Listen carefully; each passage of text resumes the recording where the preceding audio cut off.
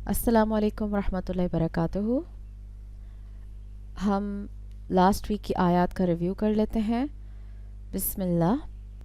आयत नंबर 36 में हम देखते हैं कि जब यूसुफ अलैहिस्सलाम को जेल खाने में भेजा गया तो उनके साथ दो नौजवान भी दाखिल हुए जो शाही दरबार में काम करते थे, और उन पर इल्ज़ाम था कि उन्होंने आपस में प्लानिंग करके बादशाह को कत्ल करवाना चाहा था।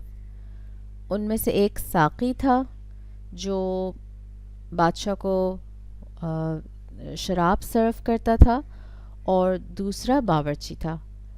तो जेल में इन दोनों ने एक ख्वाब देखा अलग अलग। फिर आकर उन्होंने यूसुफ अलैहिस्सलाम को अपना ख्वाब बताया।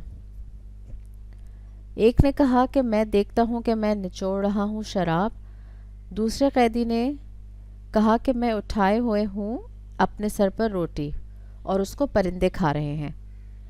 फिर वो दोनों यूसुफ अलैहिस्सलाम से कहते हैं कि वो इन ख्वाबों की ताबीर बताएं। ये दोनों कैदी यूसुफ अलैहिस्सलाम के किरदार, इखलाक और पर्सनालिटी, इन सब चीज़ों से बहुत मुतासिर थे। यही तमाम क्वालिटीज़ उनको यूसुफ अलैहिस्सलाम के पास ले आई थी। इसी तरह उन्होंने अपने साथियों का ट्रस्ट हासिल कर लिया। फिर हम देखते हैं कि यूसुफ अलैहिस्सलाम ने जवाब में उनसे कहा कि जेल में तुम्हारे पास खाना आने से पहले ही मैं तुम्हें तुम्हारे ख्वाबों की ताबीर बता दूंगा। इस तरह यूसुफ अलैहिस्सलाम ने उन्हें मुतमईन किया और उन्होंने हिकमत से काम लेते हुए पहले उन्हें अल्लाह से जोड़ा और फरमाया कि ये नॉलेज उनको अल्लाह की तरफ से मिला है, ये इल्म अल्लाह का फ़ज़ल है, ताकि वो लोग अल्लाह की तरफ रुजू करें। और मज़ीद फरमाया कि मैं मानता हूँ अल्लाह को और आखिरत के दिन को।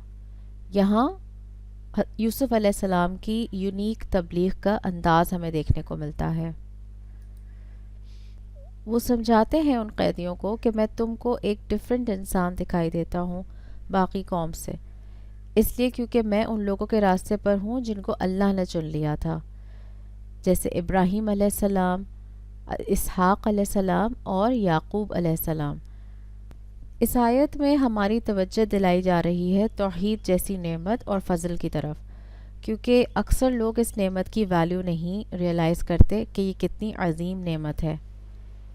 फिर यूसुफ अलैहिस्सलाम उनके सामने एक सवाल रखते हैं कि कौन ज़्यादा बेहतर है, बहुत से रब जो मुतफ़र्रिक़ हैं या अल्लाह एक जो सब पर गालिब है।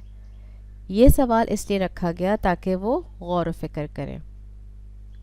आयत नंबर 40 में हम देखते हैं कि यूसुफ अलैहिस्सलाम फरमाते हैं कि तुम जिनकी इबादत कर रहे हो उनकी कोई हकीकत नहीं है, तुम उनको खुदा पुकारते हो जो खुदा है ही नहीं।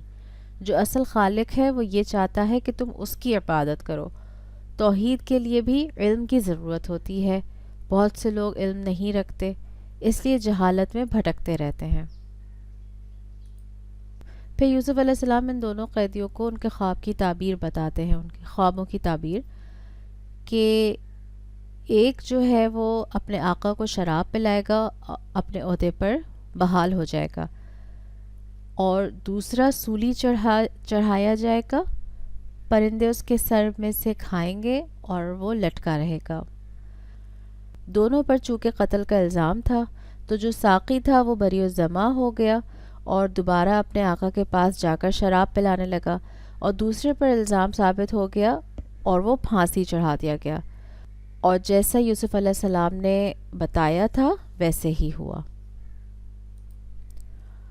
जब वो कैदी आज़ाद हुआ और जाने लगा तो यूसुफ अलैहिस्सलाम ने कहा, तुम मेरा ज़िक्र अपने बादशाह से करना कि मैं बेगुनाह हूँ, जेल में हूँ।